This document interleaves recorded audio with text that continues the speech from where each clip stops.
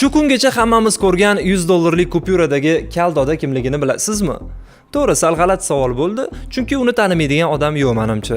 Axir bu Benjamin Franklin va u AQSh prezidenti bo'lmagan. O'zi deyarli hamma Amerika dollarida faqatgina prezidentlar tasvirlangan, lekin nima uchun kupyuralarning eng yuqori nominali hisoblangan 100 dollarda aynan Benjamin Franklinni ko'ramiz? Keling, loyihamizni bugungi sonida shu haqida batafsil gaplashamiz. Siz xuddi shunday kanaldasiz. Meni ismim Mahmud.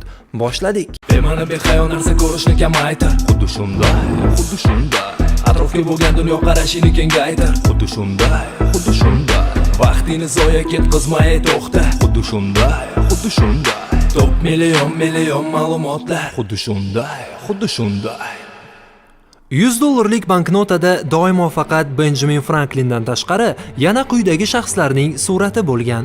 1869-yil Abraham Lincoln, 1878-yil James Monroe, 1890-yil David Farragut. Bu insonlar 100 dollarlik har xil turdagi banknotalarda tasvirlangan, lekin mana 100 yildan oshyaptiki, Benjamin Franklinning portreti haligacha 100 dollarni bezab turadi. Va bu albatta tasodif emas. Benjamin Franklin 1706-yil 17-yanvarda AQShning Massachusets shtati Boston shahrida tug'ilgan.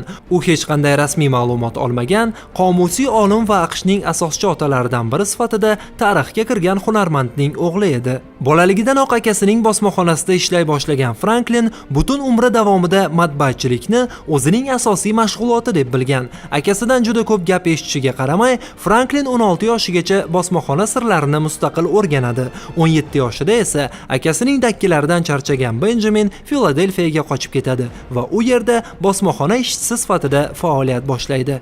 1724-1726-yillarda Londonda tipografiya sirlarini o'rganadi. 1727-yilda Filadelfiyada o'zining bosmaxonasiga asos soladi. 1729-1748-yillarda Shimoliy Amerika koloniyalarida mashhur bo'lgan Pensilvaniya gazetasini nashr etadi.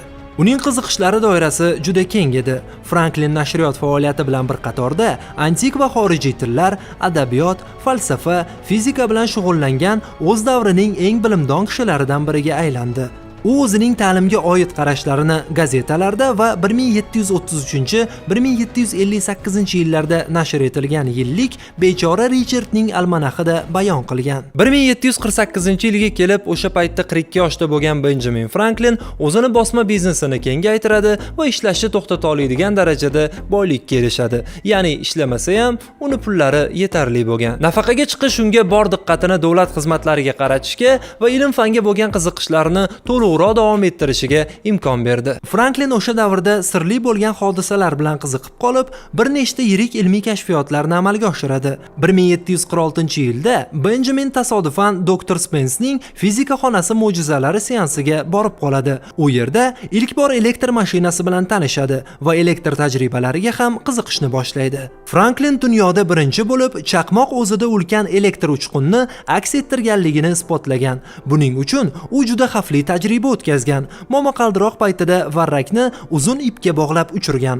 Varrakni momaqaldiroqli bulut orasidan o'tkazib, elektr uchqunning yer va nam ipga bog'langan temir kalit orasidan o'tib ketishini aniqlagan. Varrak bilan tajriba 1753-yil 12-aprel kuni o'tkazilgan. Ushbu tajriba natijasida olim chaqmoq o'tkazgichni kashf etgan. Benjamin zaryadlangan zarrachalarning hozirda umumiy qabul qilingan plyus va minus belgilarini taklif qilgan hamda u birinchi marta porox elektrni uchqun bilan portlatgan. Bu hali hammasi emas. Boshlanishi xolos. Franklin yashagan davrda o'qigan ixtirolarini eshitsangiz, hayron qolasiz. Tomosha qiling. U kemasozlik, meteorologiya, elektr energetikasi, qishloq xo'jaligi va musiqa sohasida ham bir qator jiddiy ilmiy ishlar muallifi edi. Aynan Franklin iqtisodiy sabablarga ko'ra yozgi vaqtga o'tishni taklif qilgan. Bu birinchi marta Amerikada uning o'limidan ko'p yillar o'tib qo'llanilgan. Aynan Franklin Adam Smithdan ancha oldin qiymatning mehnat nazariyasini shakllantirgan. Qiymatning haqiqiy o'lchovi va manbai pul emas, balki mehnat ekanligini ta'kidlagan. U issiqlik o'tkazuvchanligi va tovushning suv va havoda tarqalishi bilan qiziqqan. Uning ishtirokida Gulf Streamning tezligi, kengligi va chuqurligi o'lchandi va shu nom ostida oqim xaritasi tuziladi. U hozir ham foydalaniladigan tebranma kursi dizayni uchun patentga ega bo'lgan bifokal ko'zoynaklarni ixtiro qilgan. Bundan tashqari, cho'yan pechini ham loyihalashtirgan va u Franklin pechkasi deb ham ataladi. 1760-yillarning boshlarida Franklin shisha armonika deb nomlangan musiqa asbobini ixtiro qildi. Beethoven va Mozart kabi kompozitorlar Franklin armonikasi uchun musiqa yozishgan, ammo 19-asrning boshlariga kelib bir vaqtlar mashhur bo'lgan ushbu asbob urfdan chiqib ketadi. Nafaqaga chiqib shuncha kashfiyot qilish menimcha hammani ham qo'ldan kelmaydi va shu qatorda Benjamin Franklin o'z davrining eng ziyoli odamlaridan biri bo'lganini ham bilib oldik. U faqatgina bosmaxona va ixtirolar bilan shug'ullanmagan. Franklin bundan tashqari o'z davrining yetuk siyosatchisi ham bo'lgan. Bosmachilik faoliyati bilan yaxshigina daromad qilgan Franklin Filadelfiyadagi taniqli jamoat arbobiga aylanadi. U Filadelfiyada munozaralar to'garagiga asos solgan. Keyinchalik u Amerika falsafiy jamiyatiga aylangan. 1731-yilda AQShda birinchi ommaviy kutubxonani ochgan. 15 yil davomida u Pensilvaniya bosh assambleyasining kotibi, keyinchalik o'rinbosari va raisi bo'lgan. 1737-yildan 1774-yilgacha u Pensilvaniyada, so'ngra Amerikadagi barcha Britaniya mulklarida pochta bo'limlari ishini boshqargan. 1754-yilda Franklin Albaniyadagi koloniyalar kongressining tashabbuskorlaridan biriga aylandi. Benjamin u yerda koloniyalarni birlashtirish rejasini taklif qiladi. Bu kongress tomonidan ma'qullanadi, biroq metropoliya tomonidan rad etiladi. Ta'kidlab o'tish joizki, Franklin Angliyadagi 10 yillik diplomatik missiyasi davomida Amerika koloniyalarining mustaqilligini to'g'ridan-to'g'ri himoya qilmagan. Faqatgina okean bilan bo'lingan yagona xalq o'rtasidagi ziddiyatlarni yumshatishga harakat qilgan. Franklin o'zini uzoq yil ingliz deb hisoblagan, ammo umrining oxiriga kelib, aksariyat amerikaliklar singari davlat mustaqilligi g'oyasi uni ham qamrab oladi. Britaniya imperiyasining markazida 10 yil davomida koloniyalar manfaatlarini ifodalab kelgan Franklin, AQSh va o'zi tug'ilgan Filadelfiyada yanada kattaroq obro' va hurmatga sazovor bo'ldi. Vataniga qaytayotgan paytda esa u Gulfstreamni ham ochishga ulgurdi. Shtatlarda esa Franklin birinchi bo'lib o'z o'g'li gubernator bilan uchrashadi va u bilan yaxshigina janjallashib qoladi. Gap shundaki, yosh Franklin hali ham o'zini ingliz deb hisoblar edi. Otasi esa Amerika mustaqilligi yaqinlashayotganini oldindan bilib turardi va unga ishonardi ham. Ushbu janjaldan ko'p o'tmay, kichik Franklin hibsga olinib, umrbod qamoq jazosini oldi. Otasi esa o'g'lini qutqarishga harakat ham qilmadi. 1757-1770-yillarda u Angliyaning Pensilvaniya, Georgia, New Jersey va Massachusets shtatlari manfaatlarini himoya qildi. Soliqlar miqdori va ularni undirish amaliyoti masalalarini hal qilardi. 1775-yil bahorida Franklin 2-kontinental koloniyalar kongressiga delegat etib saylandi va u Thomas Jefferson boshchiligidagi 5 kishidan iborat guruhda bo'lib, Amerika Qo'shma Shtatlari mustaqillik deklaratsiyasi matnini tayyorladi va shu bilan birga AQShning buyuk muhri eskizini ishlab chiqishda qatnashdi. 1776-yil 4-iyulda deklaratsiya imzolanganidan so'ng AQShda mustaqillik uchun urush bo'lib o'tadi. Bu urush Amerika adabiyotida Amerika revolyutsiyasi deb nomlanadi. Franklin Angliyaga qarshi urushda harbiy va moliyaviy yordam izlash uchun Fransiyaga o'ziga xos elchixonani boshqarish uchun borgan. 1778-yil fevraliga kelib, u Fransiyani Britaniyaga qarshi jang qilishga ko'ndira olgan va tegishli shartnomani imzolashga ham erishgan. Fransiyaning yordami bilan George Washington generalligidagi kontinental armiya 13 ta koloniya ustidan nazorat o'rnatgan, Britaniya armiyasi ustidan g'alabaga erishgan. Shundan so'ng Benjamin Franklin Parijda elchi bo'lib qolgan va u yerda Franklin birinchi amerikalik mas'ullardan biri bo'ladi hamda Volterni o'z ichiga olgan mashhur 9 opa-singillar lojasiga qo'shiladi. Aytgancha, mas'ullar haqidagi sonimizni ko'rmagan bo'lsangiz, albatta tomosha qiling. 1780-yillarning boshlarida Franklin Londondagi muzokaralarda Amerika delegatsiyasiga qo'shiladi. Ushbu muzokaralar 1783-yil 3-sentyabrda Versal shartnomasining imzolanishi bilan yakunlanadi. Bu Amerika inqilobiy urushining tugashi va yangi davlatning Angliya tomonidan tan olinishini anglatardi. 1787-yilda Franklin AQSh konstitutsiyasi bo'yicha ishda qatnashib, hokimiyat bo'linishi va mulk huquqsiz umumiy saylov huquqiga ega bo'lish tamoyilini himoya qiladi. Benjamin Franklin uchta eng muhim tarixiy hujjatlarning barchasini AQSh mustaqillik deklaratsiyasi, Versal shartnomasi va AQSh konstitutsiyasini imzolagan AQShning yagona asoschi otasi bo'lgan. Umuman olganda, radikal demokrat Franklin Amerika mustaqilligini qo'lga kiritishning harbiy qismi bosh qahramoni Jorj Vashington bilan unchalik yaxshi do'st emasdi. Franklin Vashingtonga vakolatlar berilishiga qarshi chiqdi, muntazam va demokratik saylovlar o'tkazilishini talab qildi va boshqa barcha asoschilarga qarshi bo'lib, qullikni bekor qilishni zarur deb hisobladi. Konstitutsiyani imzolash va qabul qilish marosimida Franklinni nafaqat sog'lig'i yomon bo'lgani uchun, balki o'z hayoti davomida Amerika uchun qilgan barcha ishlari evaziga minnatdorchilik sifatida uni qo'lda ko'tarib olib kelishdi.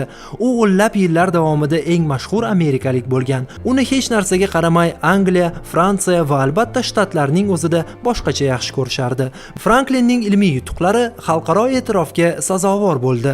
1753-yilda elektr energiyasini o'rganishdagi xizmatlari uchun London qirollik jamiyati uni o'sha paytdagi eng nufuzli mukofot bo'lgan Copley oltin medali bilan taqdirladi. U qator xorijiy akademiya va jamiyatlar, jumladan Peterburg Fanlar akademiyasining faxriy a'zosi etib saylangan. Benjamin Franklin 1790-yil 17-aprelda Filadelfiyada vafot etdi. U o'lganida butun Amerika xalqi 30 kun motam tutgan. Uning nomi insoniyat ko'rki, ilm, ozodlik va vatan uchun beqiyos xizmat ko'rsatgan daho sifatida insoniyatning eng buyuk namoyandalari ro'yxatiga kiritilgan. Franklin ko'plab aforizmlarning muallifi sifatida ham tanilgan. Ular orasida vaqt bu pul, hech narsa kutmagan odam baxtlidir, chunki u hech qachon umidsizlikka tushmaydi, bugungi ishni ertaga qoldirma va hokazolar. Yana u demokratiyani yaxshi qurollangan jentelmenlar o'rtasidagi qoidalar shartnomasi degan. Bir vaqtlar New Jerseyda pul chop etishni yo'lga qo'ygan Benjamin Franklinning portreti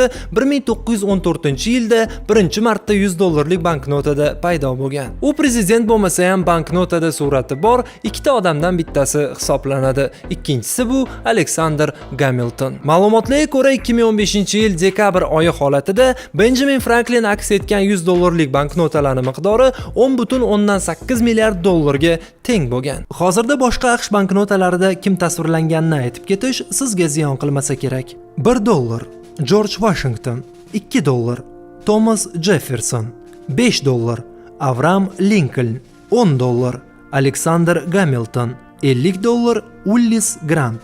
Dollar haqida qiziqarli faktlar. Gravyura va bosmachilik ma'lumotlariga ko'ra, $100 banknotning xizmat qilish muddati 7 yil 4 oydan sal ko'proq. Aniqrog'i 89 oyni tashkil qiladi. Ikkinchisi, Agayo shtatida o'tkazilgan tadqiqotga ko'ra, tekshirilgan qog'ozlarning 94% bakteriyalar topilgan, ammo ularning aksariyati unchalik xavfli bo'lmagan, lekin banknotalarning 7% o'zida patogenlar, shu jumladan pnevmoniya va stafilokokok bakteriyalarini namoyon qilgan. Uchinchisi, ammo Amerika dollarida faqatgina bakteriyalar yashamaydi. 2009-yilda Massachusets universiteti tomonidan olib borilgan tadqiqot shuni ko'rsatdiki, dunyo bo'ylab muomaladagi qog'oz pullarning 90%da kokain izlari topilgan. Giyohvand moddalar banknotalarda kokaindan foydalangandan keyin ham saqlanib qoladi. Ko'pincha kokain 5, 10, 20 va $50 nominallarda topiladi. Uni $1 banknotalarda topish juda qiyin, chunki ular tez-tez almashtiriladi va bunday banknotalar kamdan kam hollarda narkotik sotib olish uchun ishlatiladi. To'rtinchisi, qog'oz dollarlari aslida qog'ozdan tayyorlanmagan. Ularning tarkibida 75% paxta va 25% zig'ir mavjud. Banknotalarning himoyalanish darajasi hayratlanarli. Ularni qalbakilashtirish juda qiyin, chunki suv belgilari ichki qatlamga tikilgan. Bunday materiallar dollarlarni mustahkam qiladi. Uni yirtish uchun banknotani turli yo'nalishlarda taxminan 4000 marta tortib ko'rish kerak. Beshinchisi, 1956-yil 30-iyulda AQSh prezidenti Dwight Eisenhower Qo'shma Shtatlarning rasmiy shiori sifatida In God We Trust, ya'ni biz Xudoga ishonamiz iborasini qabul qilish haqidagi qonunni imzoladi. O'shandan beri bu shior Amerika Qo'shma Shtatlarining barcha banknotalarida chop etilgan.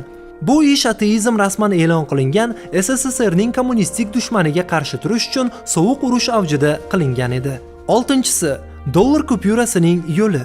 U qayerdan kelgani va keyin qayerga ketishini internetda osongina kuzatish mumkin. Bu uchun sizga Where is George, ya'ni George qayerda nomli sayt yordam beradi. Shunchaki banknotaning seriya raqamini kiritasiz va kerakli ma'lumotlarga ega bo'lasiz.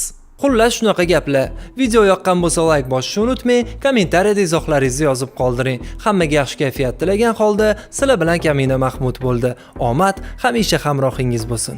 Hey stop, keyingi kadr, motor kamera. Bu ko'rsatuvda hatto qanot yozadi hammeram. Faqat qiziqarli fakt, foydali kontent kuzatar bizani pensioner yoki student. Xuddi shunday tarzda davom etadi kanal. Xuddi shunaqasi bitta o'xshashi esa davom. Hoziroq yoqib qo'ng'iroq bo'lgin obuna, like va komment ayamagin so'ra.